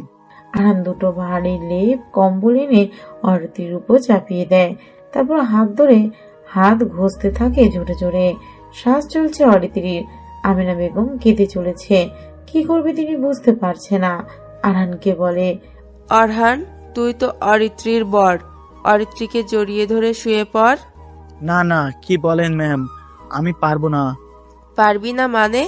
বর হয়েছিস, বউকে নিয়ে শুয়ে থাকতে পারবি না? ফাজলামি করিস? চিন্তা করবেন না, আমি গরম পানি করে আনছি, ওকে খাইয়ে দিন। আরহান দ্রুত ঘর থেকে বের হয়ে যায়। 1 মিনিটের ভিতরে হিটারে গরম পানি করে দ্রুত চলে আসে। অরিত্রিকে ধরে খাইয়ে দেয় হালকা করে। তারপর শুকনো কাপড় গরম হিটারে সেঁক দিয়ে অরিত্রির মুখে হাতে কাঁধে ঘষতে থাকে।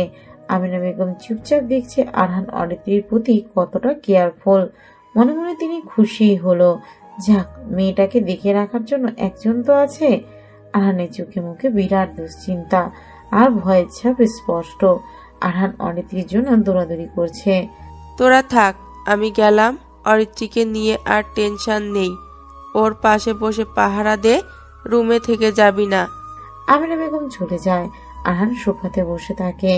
ঘন্টা পেরিয়ে যায়। বিকেল শেষে সন্ধ্যা হয়। আমিনা বেগম একবারও আর আসেনি রুমে। সন্ধ্যার নামাজ পড়ে তিনি দেখতে আসবেন ভাবে। ওদিকে অরিত্রির ঘুম ভেঙেছে। অনেকটা গরম লাগছে তার। হাত পা নাড়াতে পারছে না ভারী লেপ কম্বলের ভারে। এতগুলো লেপ কেন? তাকে এইভাবে প্যাকেট করে কে রেখেছে? কি হয়েছে তার? মনে পড়ে সে বাথটবের ভিতরে ছিল। জোরে একটা হাঁচি দিয়ে ওঠে অরিত্রি। আরহান সেদিকে তাকায়। অরিত্রি উঠে গেছে। আরহান এসে বলে, আপনি ঠিক আছেন? কি ব্যাপার, তুই এখানে কেন? তোকে না বলেছি না বলে রুমে ঢুকবি না? আর আমার গায়ে এতগুলো লেপ কম্বল কেন? কথাগুলো বলে অরিত্রি উঠে দাঁড়ালো। আরহান আস্তে গলায় বলল, আপনি হয়তো বাথটাবে অনেকক্ষণ ধরে গোসল করেছিলেন। আপনি মিমি হাইপোথামিয়ানতে পড়েছিলেন। আপনি ফ্লোরে পড়ে অজ্ঞান হয়ে যান, তারপর আপনাকে রুমে। আরহান পুরো কথা শেষ করতে পারেনি। অরিত্রি একটা চড় দেয় আরহানের গালে। আরহান গালে হাত দিয়ে অরিত্রির দিকে তাকিয়ে থাকে। অরিত্রি বলে, আমাকে তুই ধরে রুমে নিয়ে আসছিলি? আমাকে তুই সুযোগে টাচ করেছিলি? আমাকে তুই আমার অসুস্থতার সুযোগ নিয়ে এভাবে রুমে নিয়ে এসেছিলি একা? হারামি কুত্তার বাচ্চা! সব ছেলে একই রকম, সুযোগে কোনো মেয়েকেই তারা ছাড় দেয় না। অরিত্রি কথাগুলো বলে আয়নার সামনে আসলো। চোখ চলে যায় আয়নাতে। গায়ে তার অন্য ড্রেস পরা। ভেজা কাপড়গুলো পড়ে আছে দূরে। অরিত্রির আরো রাগ বেড়ে যায়। সে আবার আরহানের কাছে আসে। আরহানকে আরেকটা চড় দিয়ে বলে, আমার ড্রেস চেঞ্জ তুই করেছিস তাই না? বাহ, তোর জানোয়ারদের মতো মানসিকতা থেকে আমি সত্যি অবাক হলাম। হায় রে, তোকে বলেছিলাম আমাকে অনুমতি ছাড়া ধরবি না। সে সুযোগ ছিল। আমার অসুস্থতার সুযোগ নিয়ে আমাকে তুই কাপড় পাল্টে সবকিছু দেখে ফেলেছিস। আসলে কেমন পুরুষ তুই?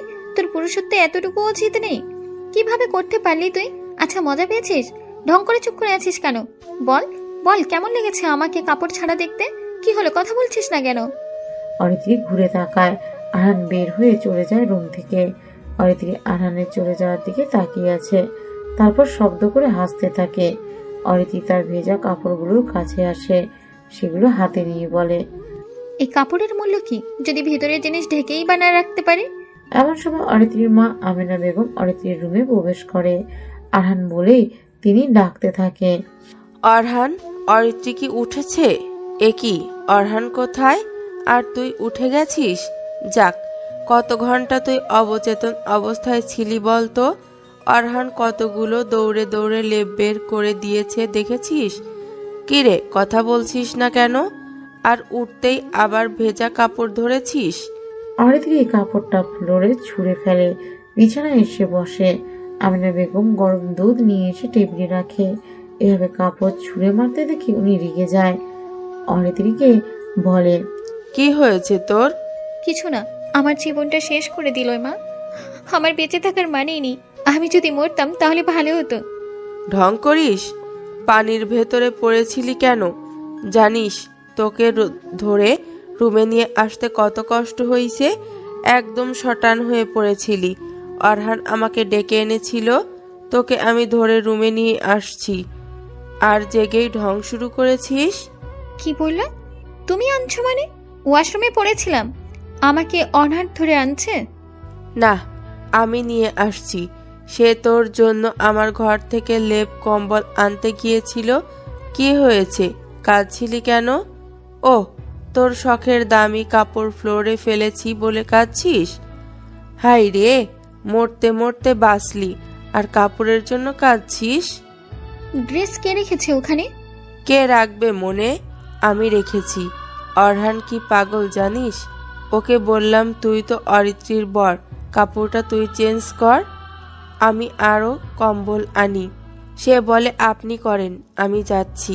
কত কষ্ট হয়েছে তোর ড্রেস চেঞ্জ করতে। উফ, তুই এত ভারী কেন? ফ্লোরে ছুঁড়ে মেরেছি আমি রেগে, তারপর এই ড্রেসটা পরালাম। এরপর অরহান এসে কম্বল ল্যাপ এনে তোর গায়ে দিয়েছে। বললাম অরিত্রীকে জড়িয়ে ধরে থাকতে, সে পালাতে চাইছিল। পরে তোর পাহারার জন্য বসিয়ে রেখেছি, কিন্তু সে কোথায়? অরিত্রী চুপচাপ ভেজা ড্রেসগুলোর দিকে তাকিয়ে থাকে, মনে মনে বলে, আমি তাকে মারলাম কেন? ধুর, যা হবার হয়েছে। কাজের ছেলেকে মারছি, বেশ করেছে। এত ঢং ভালো লাগে না। আমেনা বেগম বলে, গরম দুধ খেয়ে নে, আমি অরহানকে পাঠাচ্ছি। দুপুরে খাসনি ভাগ্যিস, ওকে ডাকতে পাঠিয়েছিলাম তোকে। সে এসেই দেখে তুই ওয়াশরুমে পড়ে গেছিস। ছেলেটা কত দৌড়াদৌড়ি করলো। তাড়াতাড়ি খাবার খাবি, আয়। ম্যাডাম সাহেব বাড়ির সবাইকে ডাকে, সবাই ওনার সামনে এসে বসেছে। ম্যাডাম সাহেব বলে, এসকে কোম্পানির মালিক আমাদের কোম্পানির সাথে নতুন একটি ডিল করতে যাচ্ছে, আর সেই ডিলটা যাচ্ছে বিশাল বড়। আর সেজন্য এসকে কোম্পানির মালিক মিস্টার শুভ্র সরাসরি আমাদের দেশে এসে ডিল করবে। কিন্তু আমি একটা প্ল্যান করেছি, আমি তাকে সোজা আমাদের বাসায় নিয়ে আসবো, আর তাকে হোস্ট হিসেবে ট্রিট করবে আমাদের অরিত্রী। কারণ সে শিক্ষিত, সে সব কিছু বুঝবে কিভাবে ট্রিট করতে হবে। অরিত্রী কিছু বলে না, সে চুপচাপ আরহান দিকে তাকিয়ে আছে। আরহান প্রায় সময়ই তার বাটন ফোন চাপে। সে কখনো অরিত্রীর দিকে ঠিক মতো তাকায়নি, তবে মেহরাব আর আমেনা বেগম তাকে দায়িত্বের ভিতরে ফেলে দিয়েছে। না চাইতেই অরিত্রীকে আরহান দেখে শুনে রাখবে। অরিত্রী, মিস্টার শুভ্রকে সবভাবে ট্রিট করে খুশি করতে হবে। দেখতে হয় সে অনেক হ্যান্ডসাম। সে দেশে আসলে আমরা তাকে বাড়িতে নিয়ে আসবো। আচ্ছা ঠিক আছে। আর আহান, এদিকে আয়। জি স্যার। পড়াশোনা তো করলি না ঠিক মতো, রোজ সকালে উঠে কই যে যাস জানিও না। স্বাধীন কি করিস বলতো? মাকে হেল্প করি, আপনাদের অনেকগুলো কাজ করে দিই, এই তো আমার কাজ। যদি একটু পড়াশোনা করতি তাহলে তোকে আমাদের কোম্পানিতে কাজ দিতে পারতাম, কিন্তু তুই ছেলেটা অনেক সৎ। তোর বাবা যেদিন তোর মাকে ছেড়ে চলে যায়, তোর মায়ের তখন অল্প বয়স, তুই তখন পেটে। এমন অবস্থাতে তোর মা আমাদের এখানে থাকে। তোর নানিটাও হঠাৎ চলে যায় ওপারে। তোর মা তোকে কষ্ট করে বড় করেছে, পড়াশোনা করাতে পারিনি। তোর মাকে কষ্ট দিবি না। জি স্যার, এজন্যই মায়ের জায়গাতে আমি কাজ করি। আমাদের আশ্রয় দেওয়ার জন্য অনেক শুক্রিয়া স্যার। কিন্তু তোকে মাঝে মাঝে দেখতাম না, কোথায় যেতিস রে? গ্রামে যেতাম, নানির কবর আছে, দেখতে যেতাম। ও ভালো। শোন শুভ্র, আসবে এসকে গ্রুপের চেয়ারম্যান, অনেক বড় মাপের লোক। তার কাজ হবে সবসময় তার সব কিছু দেখভাল করা, ঠিকমতো তাকে সেবা করা। যখন যা লাগবে সব কিছু দ্রুত করে দিবি, ঠিক আছে? জি স্যার, যেমনটা বলবেন সব হয়ে যাবে। আরহান চলে যায় তার ঘরে। ঘরের ভিতরে সে দরজা আটকে দেয়। বিছানার নিচে তার সবকিছু বই রাখা। আরহান বই বের করে পড়তে শুরু করে। অনেক প্রকারের বই আছে। পড়াশোনা কমপ্লিট করেছে, মাস্টার্স শেষ আরহানের, কিন্তু মায়ের জন্য কিছুই করতে পারে না। তার মা এখান থেকে তাকেও যেতে দেয় না, নিজেও যায় না। হঠাৎ দরজায় কড়া নাড়ার শব্দ। আরহান দ্রুত বইটা আবার বিছানার নিচে রেখে দিয়ে চাদর দিয়ে ঢেকে দেয়। দরজা খুলে দেখতে পায় ধূসর দাঁড়িয়ে আছে। ধূসরকে দেখে আরহান বলল, আপনি হ্যাঁ, তোর ঘর দেখতে আসলাম। দেখি সর। ভিতরে আসবেন গরিবের ঘরে? আরে সর তো। ধূসর ভিতরে আসে। আরহানের ঘরটা একদম পরিষ্কার পরিচ্ছন্ন। ধূসর আরহানকে বলে, আমার জন্য পানি নিয়ে আয় তো। আচ্ছা। আরহান চলে যেতেই ধূসর তার মানি ব্যাগটা আরহানের ঝুলিয়ে রাখা প্যান্টের ভিতরে রেখে দেয়। আরহান পানি নিয়ে আসে, ধূসরের দিকে বাড়িয়ে দেয়। ধূসর সেটা নিয়ে খেয়ে রুম থেকে বের হয়ে আসে। আরহানও বের হয়। সবাই রাতের খাবার খেয়ে যে যার রুমে চলে যায়। আরহানকে থাকতে হয় অরিত্রির রুমে। অরিত্রি রুমে বসে আছে। দরজায় টোকা দেয় আরহান। কে? ম্যাম, আমি ভিতরে আসতে পারি? হ্যাঁ, আয়। আরহান ভিতরে আসলো। অরিত্রির দিকে তাকালো না। অরিত্রি আয়নার সামনে বসে আছে। আরহান দেখে রুমটা বেশ অগোছালো। অরিত্রির মনে তার বাবার কথাগুলো ঘুরছে। আরহান নাকি সৎ, সে পরীক্ষা করে দেখবে।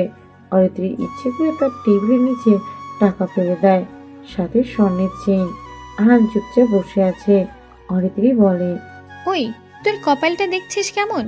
যে কাজের ছেলে দূরে দাঁড়িয়ে খাবার বেড়ে দেয়, সেই কাজের লোক আমার রুমে থাকতে পারে। আচ্ছা, সন্ধ্যায় যে তোকে আমি চড় মারলাম, তোকে কত কিছু বললাম, তুই কেন কথা বললি না? এমনিতেই ম্যাম, আপনার যেটা ভালো মনে হচ্ছে সেটা করছেন। আপনি হলেন মালিক, আমি হলাম গোলাম। আপনারা কিছু বললে সেটা নিয়ে কিছু বলার যোগ্যতা নেই। আপনি আমার বউ হয়েছেন, এটা আমি কখনো বিশ্বাস করতে পারি না। ভাগ্য হয়তো এমনটা ছিল, কিন্তু আপনি চিন্তা করবেন না, আমি কখনো বলবো না আপনি আমার বউ। আমার দ্বারা এতটুকু বিশ্বাস রাখতে পারেন যে আমার থেকে কেউ জানতে পারবে না আমাদের বিয়ে হয়েছে। আর আমি জানি আপনিও কখনো এসব বলবেন না কাউকে। You are so innocent, but I hate you. I don't like you. বুঝিনি ম্যাম। ও, তুই তো আবার ইংরেজি বুঝবি না, জানিস? মরে যেতে ইচ্ছা করে যে এমন একটা ছেলের সাথে আমার বিয়ে হলো যে কখনো পড়াশোনা করেনি, অশিক্ষিত খ্যাত ছোট লোক একটা ছেলে আমার বর হলো। এমন বিয়ের আগে মরতে চেয়েছিলাম, কিন্তু পারিনি। আচ্ছা, তোর কি ইচ্ছে করে না আমার সাথে জোর করে সবকিছু করতে? আমি সার্টিফিকেট ধারিত শিক্ষিত নই, কিন্তু পশুও নই। আমি পুরুষ মানুষের যোগ্যতা কোথায় থাকে জানেন? যদি সে সামনে কোনো সুন্দরী নারী দেখেও নিজের কন্ট্রোল করতে পারে, সেই হলো আসল পুরুষ। আমি সুযোগ নিই না, আমি সুযোগের ব্যবহার করি না। ইচ্ছে কেন করবে না? কিন্তু যে ফুলের কাঁটা আছে সেই ফুলের কাছে না যাওয়াই ভালো। আর তাছাড়া প্রতিটা মানুষ আটকায় গুরুত্বের কাছে, সম্মানের কাছে। আপনি যাকে এত ভালোবাসলেন সে আপনাকে সম্মান করলো না, অপমানের পাত্রী বানালো। আপনি এত ভালোবাসার পরও তো তার কাছে আটকালেন না, কিন্তু সে চাইতো আপনার শরীর আর টাকা। আপনার যদি তার সাথে বিয়ে হতো, তবে তাকে যদি বারণ করতেন কাছে যেন না আসে, সে এটা শুনতো না। যতই আপনার কষ্ট হোক, সব পুরুষ ভালো না, আবার সব নারীও একরকম নয়। সবার ভিতরে ভালো খারাপ দুটোই বিষয় আছে, সেগুলো বুঝতে পারলে জীবন সুন্দর। ওই, তুই জ্ঞান দিস কেন? তোকে আমার ভালো লাগে না। সত্যি বলতে তোকে দেখলেই বমি আসে আমার। আমি যে তোর বউ, গর্ব হয় না? অরিত্রির কথা শুনে আরহান মুচকি হাসে, কিচ্ছু বলে না। অরিত্রি বুঝে গেছে আরহান তার কাছে আসবে না, কিন্তু আরহানকে সে মেনেও নিতে পারবে না। বড়লোক বাপের একমাত্র মেয়ে সে, কিভাবে পারবে গরিব কাজের ছেলেকে বর হিসেবে মেনে নিতে? অরিত্রি আরহানের দিকে তাকায়। আরহান টেবিলের নিচে টাকা আর স্বর্ণের চেনের দিকে তাকিয়ে থাকে। অরিত্রি মুচকি হাসে, বেটার সৎ কালকেই বোঝা যাবে। আরহান রোজ ভোরে বের হয়, কোথায় যায় কেউ জানে না। সকাল 9টার দিকে ঘুম ভেঙে যায় অরিত্রি। চোখ মেলতে দেখতে পায় রুমটা বেশ গোছালো আছে। সে টেবিলের নিচে তাকায়, সেখানে কোনো টাকা আর চেইন নেই।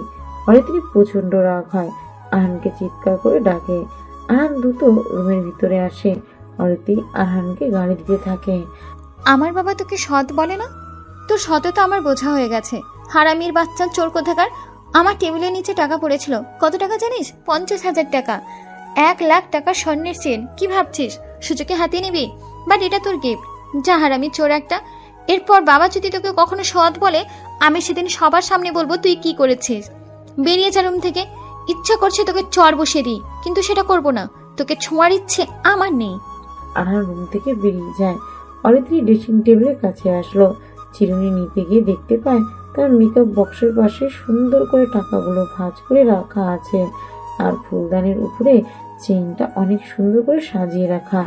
অরিত্রী অবাক হয়, টাকাগুলো গুনতে থাকে অরিত্রী। পুরো টাকাটা একদম ঠিক আছে। অরিত্রী মনে মনে বলে, আমি টেবিলের দিকে তাকাতেই পারতাম, তাকে অপমান করলাম। করেছি, বেশ করেছি। ছোট লোক কি থাকবে। আরহান বাহিরে আসে। গ্যারেজে আসলো সে। হামিদ চাচা বাড়ির কাজ করছে, তার পাশে এসে বসলো আরহান। কিরে, তোকে তো আজ কয়েকদিন পাচ্ছি না, থাকিস কোথায়? চাচা, আমার তো প্রমোশন হয়েছে। কিসের? আগে বাড়ির কাজ করতাম, এখন সেটার পাশাপাশি আমাদের বড় স্যারের মেয়ে অরিত্রী ম্যামের গাড়ির ড্রাইভিং ও করি। হায় রে, এভাবে কি চলবে? পড়াশোনা করলে একা একা, এখন বাড়ির কাজ করবি নাকি? সমস্যা নেই, পড়াশোনা নিয়ে কাউকে কিছু বলবে না চাচা। গরিবদের এসব দিয়ে কি হবে? চাকরির জন্য ঘুষ লাগে চাচা, জানি না। সিনথিয়া আসলো সেখানে, হাতে একটা প্যাকেট। গ্যারেজের পিছনে মেহরাবের বানানো সব লোকদের জন্য বাড়ি আছে। সেখানে হামিদ আর সিনথিয়া থাকে। সিনথিয়ার মা নেই, আরহানের মাকে সে মা বলে ডাকে। সিনথিয়া এসে তার বাবাকে খাবার দিয়ে আরহানকে বলে, ড্রাইভার হয়েছিস, কত বেতন দিবি তোরে? এবার বেতন পেলে আমাকে কি দিবি বল? কি নিবি তুই? তুই যা ইচ্ছে দিবি। অহরণ, আজকে ঘুরতে যাবি সামনের পার্কে? আচ্ছা। এই নে ধর, এটা তোর জন্য, ঘরে গিয়ে দেখবি। সিনথিয়া একটা প্যাকেট আরহানের হাতে ধরিয়ে দেয়। আরহান গ্যারেজ থেকে বের হয়। মেহরাব সাহেব গাড়ির ড্রাইভার আসে গাড়ি নিতে। মেহরাব সাহেব বেরিয়ে যান। আরহান ভিতরে আসে। বাড়ির সব কাজিনেরা বসে আছে, অরিত্রী নেই। আরহান নিজের ঘরে আসতে যাবে, তখনই ধূসর ডাক দেয়, ওই ছোট লোকের জাত, কাজের ছেলে, এদিকে আয়। আমার সাথে এভাবে কথা বলছেন কেন? শালা, তোকে এখনো মারিনি, তাই তোর কপাল ভালো। আমি কি করলাম? আমার মানি ব্যাগ কোথায়? মানি ব্যাগ কিসের? ধূসর এসে আরহানের গালে ঘুষি দেয়। বাড়ির সবাই তখন এসে জড়ো হয়েছে। আমিনা বেগম ধূসরকে বকা দেয়। অরিত্রী এসেও দাঁড়িয়েছে। ধূসর আরহানের গেঞ্জি ধরে টেনে সবার সামনে আনে, চিৎকার করে বলে, হারামির বাচ্চা, বেজ্জমা শালা, আমার মানিব্যাগ চুরি করেছে বড় মা। আমার সাথে কালকে ওর ধাক্কা লাগে, তারপর থেকে আমি আমার মানিব্যাগ খুঁজে পাই না। অনেক জায়গাতে খুঁজেছিলাম, শেষে মনে পড়ে অরহানের সাথে ধাক্কা লাগার আগেও তো পকেটে ছিল। আমি শিওর আমার মানিব্যাগটা সে সারা কেউ নেয়নি। ধূসর, তুই কিন্তু বেশি বেশি করছিস। আমরা অরহানকে চিনি, বাড়িতে যা দেখ কোথায় পড়েছে। আমার কথা বিশ্বাস হচ্ছে না? ওর হাতে কি দেখি।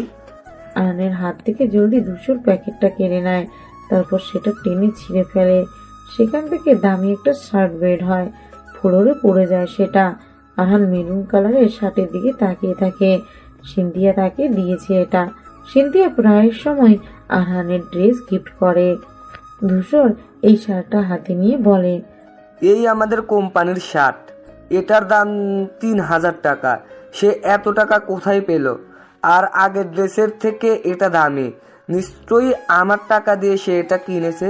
শালা কুত্তার বাচ্চা, বল টাকা কোথায় রেখেছিস? চুরি কেন করেছিস? কথাটা বলে আরহানকে ঘুষি দেয় ধূসর। মাহিম দৌড়ে এসে আসে ছেলের কাছে। ধূসর পা জড়িয়ে ধরে বলে, বাপজান, আমার ছেলে এমন না সে কখনো চুরি করবে না। কত জিনিস পড়ে থাকে, আমার ছেলে কখনো তা নেয় না, বরং গুছিয়ে রাখে।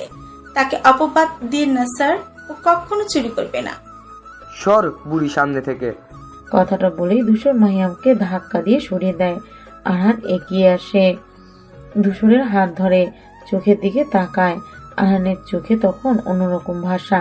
ধূসরকে খুব আস্তে করে বলে, শোন, আমার সাথে যা ইচ্ছে কর, কিন্তু ভুলেও যদি আমার মা কষ্ট পায় বা আমার মাকে মারিস বা আমার মাকে যদি মারিস, কসম আমি তোকে মেরে তোর লাশকে কত টুকরো করব সেটা তোর কল্পনারও বাইরে। কি বললি?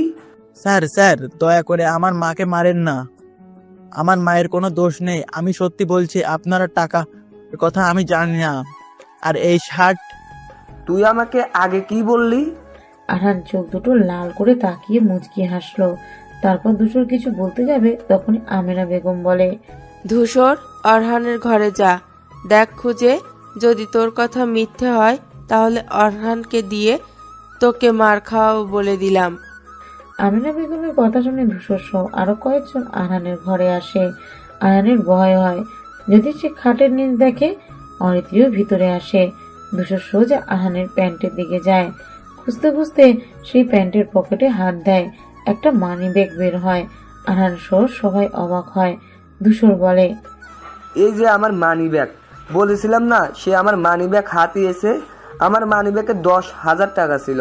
শালা আমার মানি ব্যাগ চুরি করে এখন সাধু ভাত ধরছে। চল বাহিরে। ধূসর আরহানের জামা ধরে টেনে আনে। তাকে আবার মারতে যাবে তখনই অরিত্রী বলে, 1 মিনিট থাম, তোর মানি ব্যাগটা আমাকে দে। তুই কি করবি? দিতে বলছি দে। ধূসর অরিত্রীকে মানি ব্যাগ দেয়। অরিত্রী মানি ব্যাগ খুলল।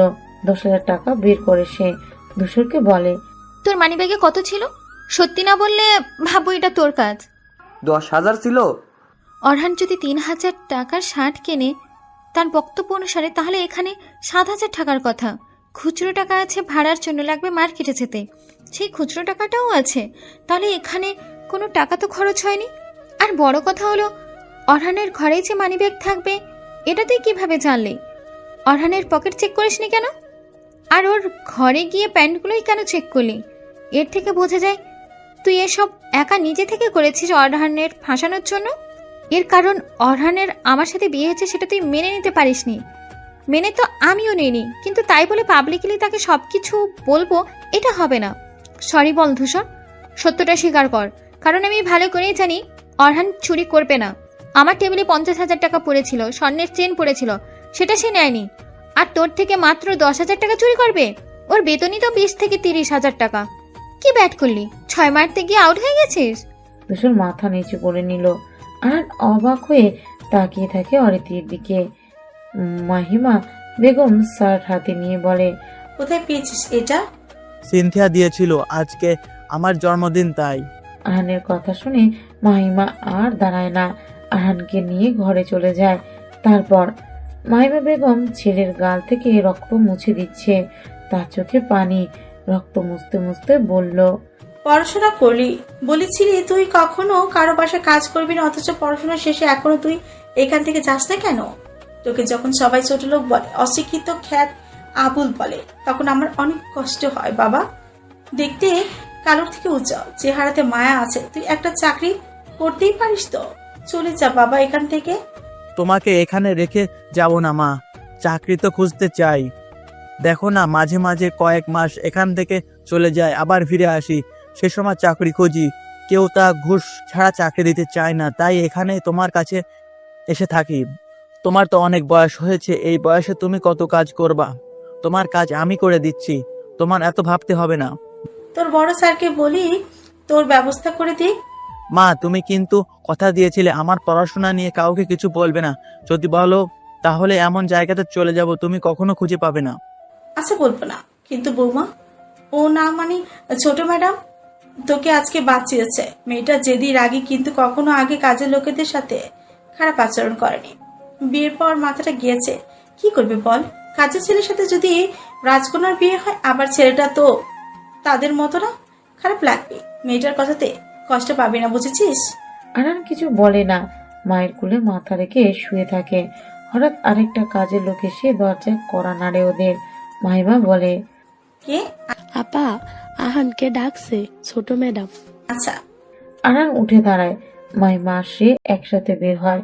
পায়েস রেঁধেছিল মাহিমা, সেটা একটুখানি নিয়ে সিনথিয়ার কাছে চলে যায়। আর আরহান আসে অরিত্রীর ঘরের সামনে। দরজায় কড়া নাড়ে আরহান।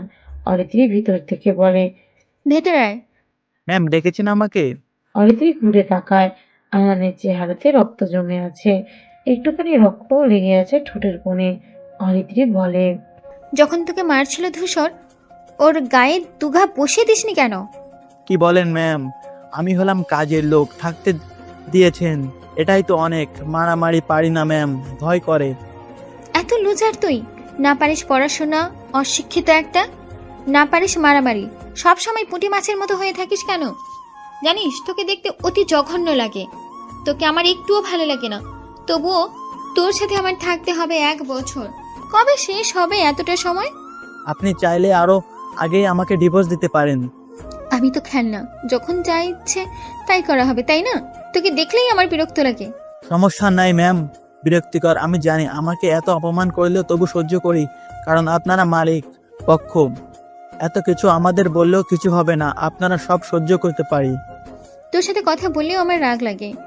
সবসময় একরকম হেয়ার স্টাইল 25 সালে এসেও কেউ এখন মাঝখান দিয়ে সিদ্দিকের স্টাইল করে। মানে ছেলে ছোট থাকতে মা চুলা ছেড়ে দিত, সেই রকম স্টাইল এখনো রয়েছে। বন্ধুরা, এটাই ছিল আজকের গল্পের অংশ। সামনে কি হতে চলেছে? ভালোবাসার এই পথ কি আরো জটিল হবে, নাকি আরো কাছাকাছি আসবে দুটি মন? জানতে হলে অপেক্ষা করতে হবে পরবর্তী পর্বের জন্য। সেই পর্যন্ত আমাদের সাথেই থেকো। আর ভালোবাসার এই যাত্রা যদি তোমার ভালো লেগে থাকে, তাহলে অবশ্যই লাইক, কমেন্ট, শেয়ার এবং সাবস্ক্রাইব করতে ভুলো না। ধন্যবাদ আমাদের সাথে থাকার জন্য। কথা হবে পরবর্তী পর্বে।